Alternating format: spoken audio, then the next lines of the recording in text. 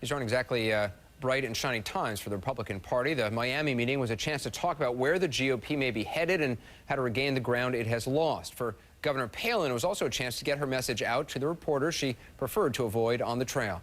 CNN's Dana Bash has the raw politics. 16 Republican governors are gathered for a conference in Miami, but there's only one generating this crush of cameras. Sarah Palin, waiting for reporters, still defending herself against post-election criticism from anonymous McCain aides. It's a cowardly way, certainly, of wrapping up a campaign. Okay. So I'm curious, too, as to who these people were.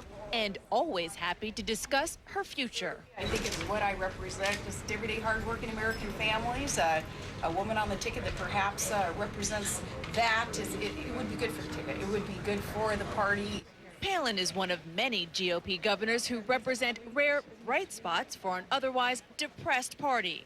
Popular figures like Florida's Charlie Crist, Louisiana's Bobby Jindal, and Minnesota's Tim Pawlenty. All here debating the Republicans' way out of the wilderness and not so subtly competing to be the party's guide.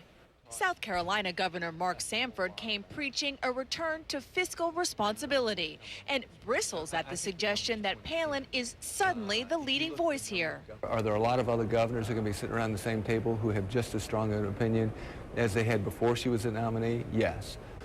Will she be among the different strong voices? Yes. Will she be the strong voice? No.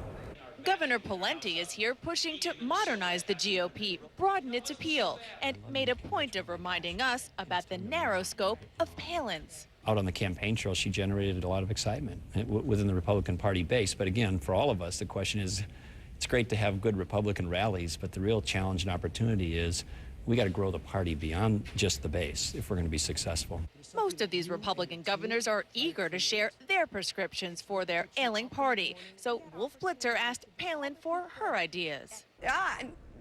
Nothing specific right now, sitting here in these chairs that I'm going to be proposing, but in working with these governors who, again, on the front lines, are forced to, and it's our privileged obligation to find solutions to the challenges facing our own states every day, being held accountable. A non-answer that did not go unnoticed among some fellow governors who admire Palin's star power, but privately wonder if she has the policy chops to carry the party long-term.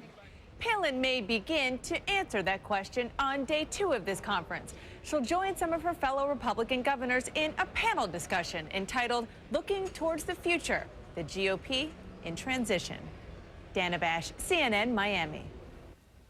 Governor Palin was just getting warmed up. We've heard a lot more from her today. In 2 interviews with CNN, she talked about God, running for president in 2012. She also gives a shout out to President Bush. Those are her words, by the way. Shout out. Palin up close next.